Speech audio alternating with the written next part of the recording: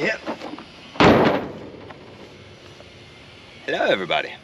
Today we are working on a 67 C20. Hasn't ran in 15 years. We're going to see if we can get it up and running. I got my gear wrench toolkit with me. Let's see what we can do. It's a beautiful truck. Let's get after it. Welcome back to Tree Row Rescue.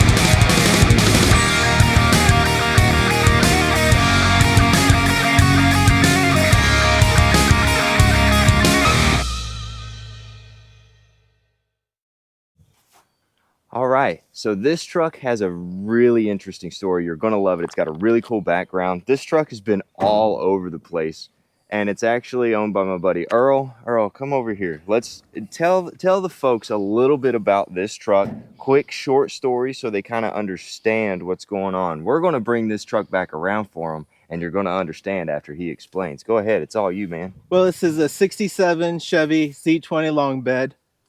My grandfather got it in 1969. He was game warden of the state of Colorado at the time, out of Grand Junction, Colorado. He retired, passed it down to my dad. That's when we, as a kid, put a full-size slip-on topper on the back. And over every summer for 10 years, me and my little sister, my grandma, my mom and dad would be riding up through Colorado, Arizona, New Mexico. We took it down to Mexico City one year, up and down the Pacific coast. This truck went through the drive-through tree in Redwood Forest. That's awesome. And that's awesome. Before the tree fell. And I'm planning on getting it up and running and passing it down to my nephew, my grandnephew. Yeah, and I want to make sure that happens, man. This is a great story. I want to put my heart and soul into this truck. I'm excited to dig into it. So first things first, let's walk around it and see what we got. Come on, come on, let's walk around. As he was saying, it's a 67. It's absolutely beautiful. I love this truck. And as soon as I walked up to it, I saw this right here. This just goes to prove his statement. The government owned it because it's got the gross vehicle weight, 8,000 pounds. That's more than that truck. Okay? That's when you know it's real steel. Looks like it's got modified gas tanks. But I mean, it's solid. The box is straight. The body is straight. The cab's got rust, but the bed ain't got nothing but little. Like, this is great. Here's a bunch of stickers. We got Washington, Oregon. Can't see either one of these, but look at this. This is just New Mexico, Lone Star State. I think that's what that says. So Texas, Mississippi. Can't read that one. Don't know. I'm going to assume those are peaches. So Georgia, Sunshine State. That's where we are. Aftermarket hitch. That's approved. But even this side of the box, just fine. It's a good looking truck. Let's see. Let's get in the cab here. What are we looking at? What are we looking at? Missing some rockers. It's okay. We'll fix that. Doesn't really smell. It's nice. Got fluids. That's cool. Yes, sir. Good looking truck. Let's get on the driver's side. Ooh, that's shut nice. And it's closed.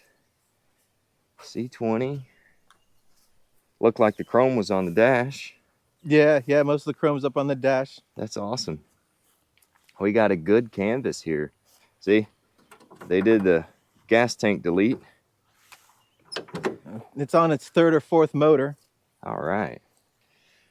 Transmission's original. Look at that console. Just beautiful. You can't beat the way the engineers did it back in the day. Oh, that red is beautiful. Oh, yeah. Oh, look here. Left and right tanks. You got the switch right there for it. This is going to be a good one. That's fine. We have bungee cords for that. All right. So let's get you under the hood here. Okay, here we go. Come on. Come on.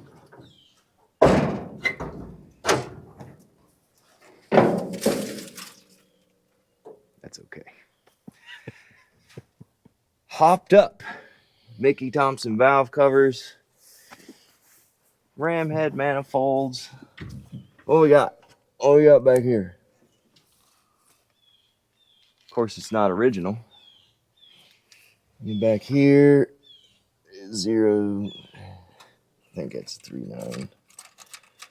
Can't really see all of it. 0010 nickel block from Mexico. That's okay. Let it run. Small block Chevy. Well, what do we need? We need fuel, air, and spark, right? Well, let's get started. How do we do this? Oh, and I forgot to mention, I don't have any keys. So this is not going to be an episode on how to steal an old rig. Not at all. Quadrabog looks like. Is it? Let's see. Factory tested carburetor. Actually, no, it's a Rochester. So it'll run. I think it's locked up. I hope it's not. Nope.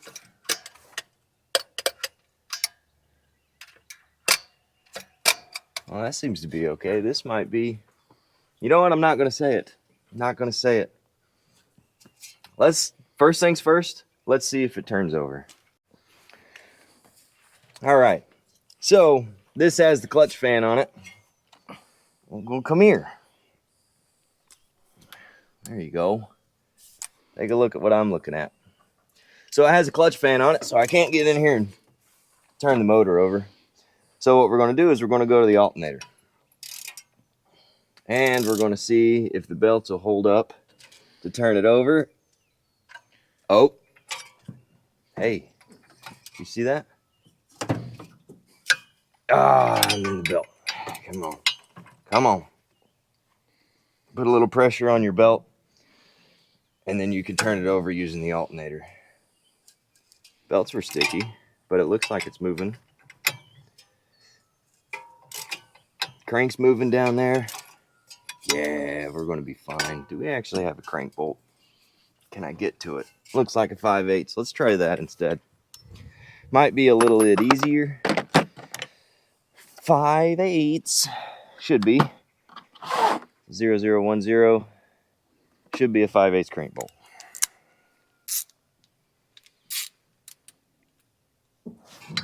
Oh, come here, fan. Get out of my way. Get down here. Get skinny. Here we go. Ooh. Doesn't want to spin down there, but it'll spin off the alternator. Crank seemed a little loose. But, tell you what though, I am not going to over tighten that and break off that bolt. So you know what we're going to do? We're going to get 2 full rotations. And that's what you want to do. Whenever you're reviving a rig that's been dead, it's been what, 15 years since it's ran? Am I right on that? About 8 to 10. 8 to 10 years, I'm sorry. Yeah, crank's moving down there. I started to move the crank bolt and it started to tighten up. I don't like that. I don't want to risk breaking off that bolt. So I'm just going to keep here at the alternator. And we'll go full couple rotations just to verify that we're not going to send a valve through the piston, okay? But yeah, it's turning right over and it's relatively easy. Looks about 1 rotation. Let's do it again. The reason why the fan's not moving is because I'm holding it back. It's a clutch fan. Oh yeah, no ring ridge. It's moving around just fine. Well, we got rotation, so that's cool. HEI ignition. Oh look, a snake has lived here before, so that's cool. I'm coming in, little buddy. Don't get me. I'm your friend. So I guess now that we got rotation, should we hook it up and see if we could get spark? We got a nest.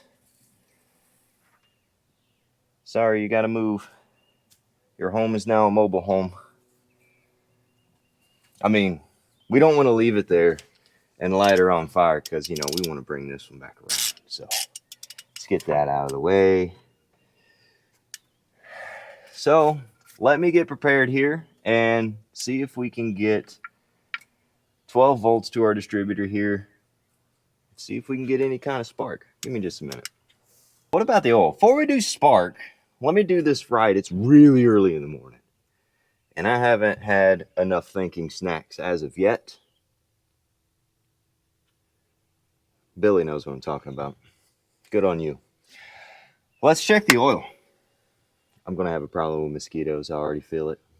Like here, here, and here. Feel it. Well, it's there. Just put it right on my nose. Smells like oil. How's our viscosity? Lots of viscosity. It doesn't look like there's any water in it. Usually if there's water in your oil, okay, here, let me give you a little quick tip here. You see that? See how it's nice and smooth? If there's water in your oil, you're going to have bubbles in it. And water in the oil, well, that can mean several different things. So we won't get into that. Maybe a little bit. Could be a bad head gasket. We don't want that. If it's bad head gasket, it's going to look like milkshake. But if there's water in the oil, that's because moisture got down in here. Maybe it came up from the exhaust, because as these old rigs sit, you're going to have some intake and exhaust valves open because, well, it's an engine and it's timed. So everything's connected. So moisture can creep up through the exhaust. Not even kidding. Creep up through the exhaust, and it can seize the motor up because of rust and everything like that, of course, because moisture inside of motors are bad. And if there's enough of it, you can get down into your oil pan. But we don't have that situation here because we already got 2 full rotations. There was a little bit of a ring ridge, which would prove that it's been sitting here for at least a few years, right? So 8 to 10 years, that's awesome. We're going to get this thing fired up. And here's the goal. What we're going to do is we're going to get it fired up, and I brought a trailer, and I'm going to drive it up on the trailer. That's our goal for this video, is to drive this sucker up on the video. And stay tuned, because this is going to be a mini series, because like I said, I'm bringing this all the way back around. It's going to look amazing. Am I painting it? Nope. Am I clearing it? Yes, the patina is beautiful on this. Okay, so let's see if the starter works. I haven't supplied power to our distributor yet. Don't care about that. Let's see if our starter works. I have my trigger right here. I don't have it wired to the starter itself. I went to the wire because it's just easier to get to because of these hump manifolds, ram head manifolds, whatever you want to call them. Makes it really difficult because of the way that the routing of the exhaust is. And then I have my hot going directly to here. So it's been sitting for 10 years. Nope. Nope. Nope. Nope. Let me go under. I'm going down, baby. Yeah. Hang up. Yeah. Where'd you go? Hello. There you are. Here we go.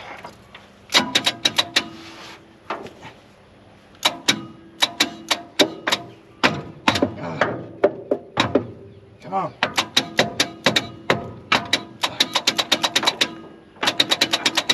Another.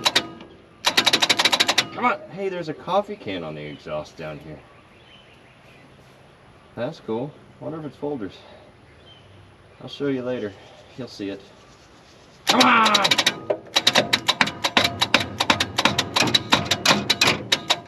Okay. All right. So, first trip to the parts store. Oh, O'Reilly's. I'm coming.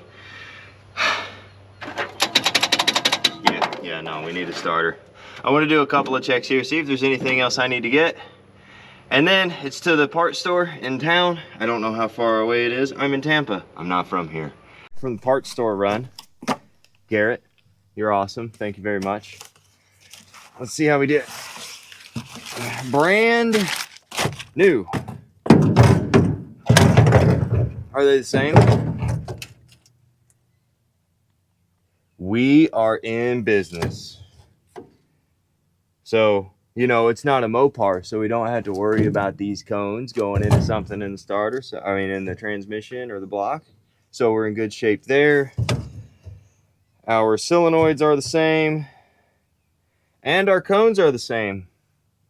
All right, so I'm gonna battle and kind of cuss and yell and kick some dirt, maybe throw a wrench or two, but I'm gonna get this installed, and then we're gonna see if we can get it to turn over, and then from there, you know what's up, spark and fuel. Can we get some spark? It's HEI, possibly.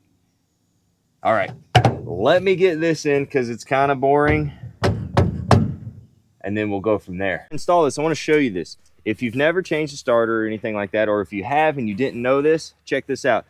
You see this Allen key? You know why they send that Allen key? Well, the reason for that is whenever you put this starter up, you bolt it up, right? You take this Allen key and you rub it through here, and from here out, you don't want any left and right or driver side to passenger side movement. You're going to have fore and aft all day long, but whenever you bolt this up, you want this 1/8 inch Allen key to be nice and snug and to have no driver side to passenger side movement. That's how you know you have it spaced correctly. If you have movement, it's too far down. You need to remove a spacer. If you can't even get it in, you need to add a spacer. So just a little FYI, if you didn't know, now you do. Fuel in it and turn her over. Okay, it's hot, All right, humid, cool. but on a lighter note, Yeah, he's. no gallop though. You hear that? Oh, that's. You think we got spark? Let's check and see if we got spark. Let me go grab my doohickey. Okay, I got my doohickey. The way that this thing works is you go into your plug wire on this side, onto your plug on this side. Now, I have bypassed the ignition switch. So what I have to do is I have to run 12 volts from here over to my power or ignition on my HEI distributor. So, all right, so what I got here is I found in a burn pile this coax cable. I got it going over there to the battery side of the distributor. That's going to give 12 volts to our coil, which is going to allow spark. Spark tester right here. So if you see an arc or a light come on, that means we're getting spark. Here we go. See that spark? We are getting spark. Which means all we need now is fuel, right? So let's do that. Here we go. Let me get you set up here. Are we going to bark off? Absolutely we are. How do I know? I don't. I'm just guessing. Anyway, can you see what I'm doing there? Let me go grab my fuel. True fuel. I use this because, well, I don't feel like it lied to me. So I'm going to try to fill the bolt. Well, you know what? Let's see if it'll bark. Here we go. Try it. Attempt one. Dude, what? Okay, all right. She wants to idle. So let's fill the bowl. I got so much stuff in my teeth, it's ridiculous.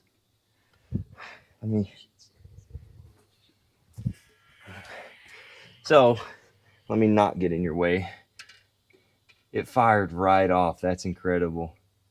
Let me try to fill the bowl up here as I dump fuel everywhere. Maybe we can get it to idle for a second or two. That might be enough. Might be too much. I lost my lid. There it is. Now, give it some spark. Pull my trigger and watch the eyeballs. Yeah, I flooded it. Come on. Come on. Stay alive. Yes. Yes! That is absolutely amazing. This thing's been sitting for 10 years, 8 to 10 years.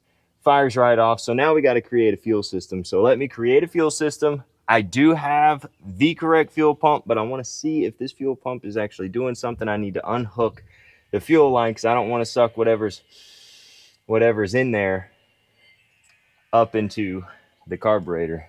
That was a massive vacuum leak. Let's just slide that back on. And just for kicks and giggles, let's try it again because that was a massive vacuum leak. Here we go. Here we go. Trying again.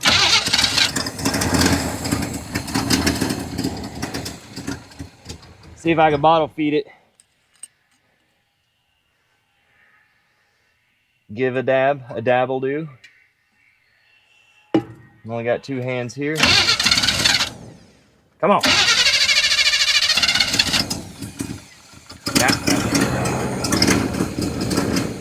Nope, too much.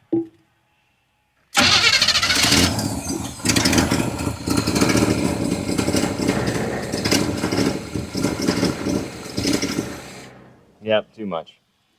So I'm not going to be able to bottle feed it. And plus, I don't know if I'm pumping anything up from the fuel tank.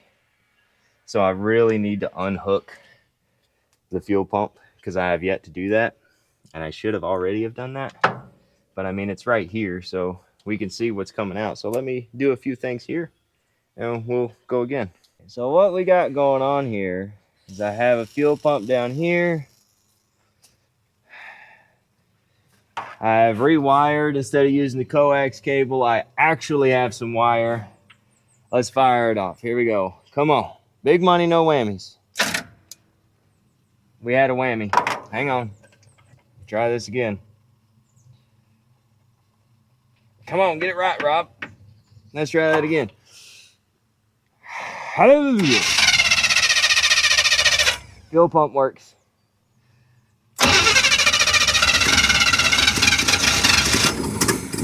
Come on, baby. Survive. There it is.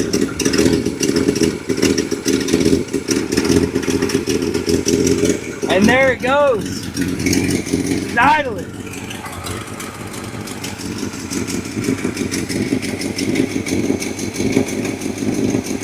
Yes.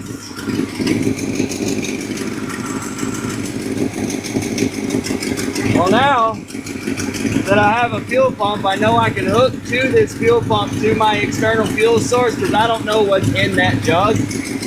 Or not the jug, but the fuel tank. I don't even know which fuel tank it's connected to. But I can hook this up to my fuel jug and run it off of clean fuel. So let me work on doing that. This might get interesting. Here we go.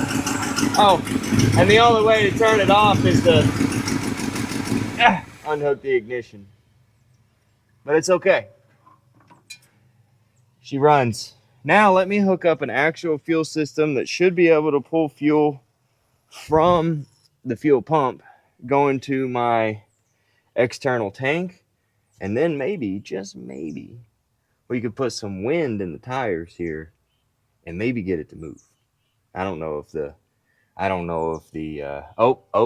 well, we got a radiator leak. So I didn't even check the radiator fluid. I wasn't planning on having it running for long. At least not yet. But evidently it's got the green stuff in it, so that's cool. Maybe we'll be able to do some donuts here soon. Let's find out. So it's going to take several revolutions to pump fuel from that up to the carburetor. So let's see if it'll run off of its own fuel system. Well, its own fuel pump, rather. Stay where I'm putting you now. Look, there's that's what we want to see. All right. Getting ready to fire in a hole. Going hot. Bay 1.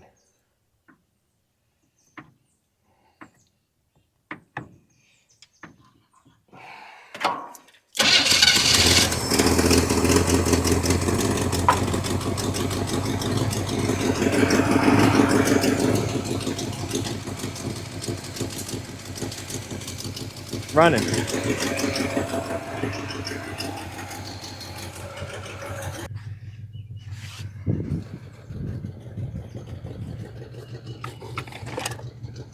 One thing that we want to pay attention to is the engine temperature as well.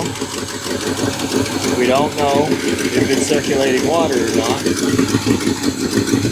98 degrees. Baby, when the... Okay, no, we're not going to sing 98 degrees. We do have a water leak leaking from the water neck right there. You think it's got accelerator pump? We'll find out.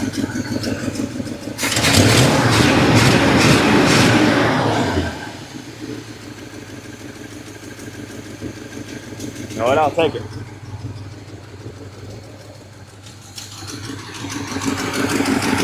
So it seems like it's hitting on all cylinders. We'll let it run here for just a few minutes. That way we can let those rings come back around. And then, time for some bearings.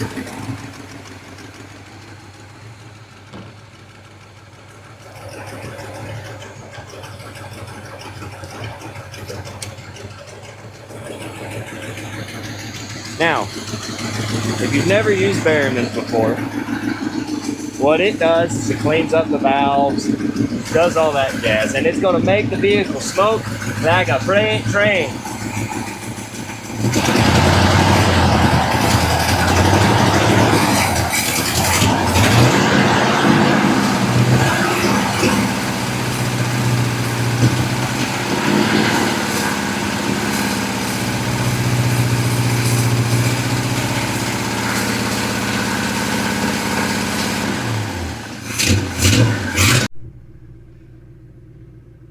All right, let's go backwards.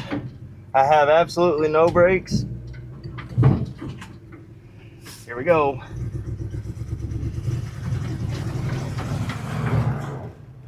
And I'm stuck. Oh, that's cool, I'm stuck. Yeah. Okay, so, well, I gotta get my jack. I have no brakes, I couldn't stop it in time. Put it in drive, but it kept going backwards. I ran over a cinder block. It's right on the third member. So I'm gonna take my jack. You can follow along if you want and get it off of the cinder block. This is the kind of stuff that you rarely ever get to see.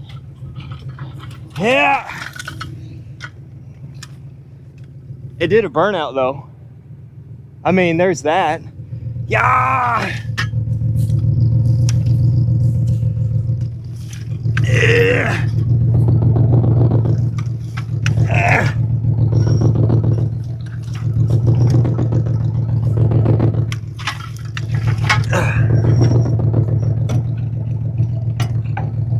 Oh, it runs so good. I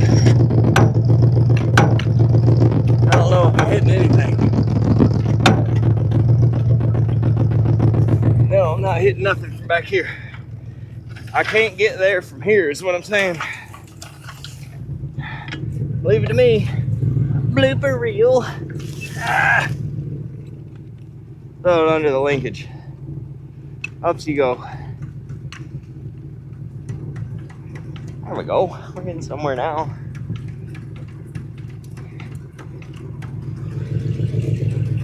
Yeah, come here, you. You're stopping me from doing cool things. I want to do a donut. Yeah. Down you go. Come here. All right, let's try that again, shall we? You out of the way. By the way, I can't see nothing out of the windshield, so this ought to be interesting. Here we go.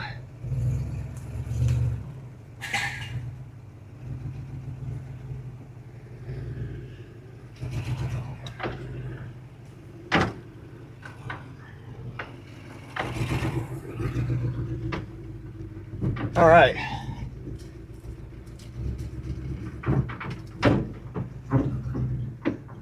Let's do a donut uphill.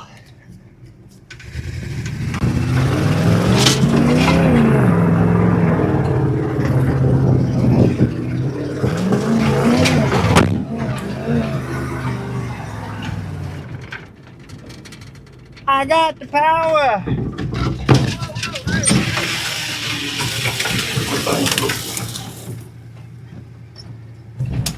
I got it. I saved it. Hey bro, the gas stop.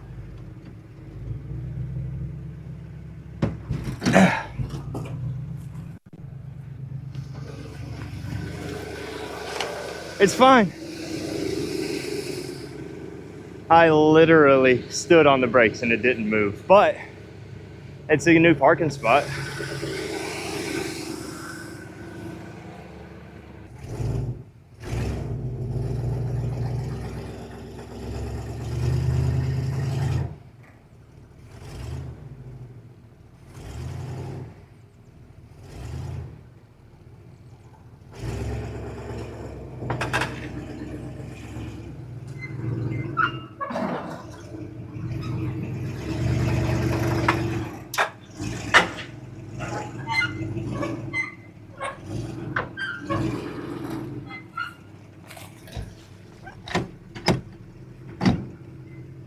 Am I there? Yeah. Ah, that's not nerve-wracking at all. All right, so it was a success. We was able to drive it onto the trailer. I am currently taking it back to Tree Row Compound. It's back there. Stay tuned for more because there's going to be several videos on this truck. This truck is kind of special to me. I hope you enjoyed the episode and all the comedic value that came along with it. As always, like, comment, subscribe. You know I appreciate you. I have members now, so if you want added content or want inputs on certain builds, be sure to check that out.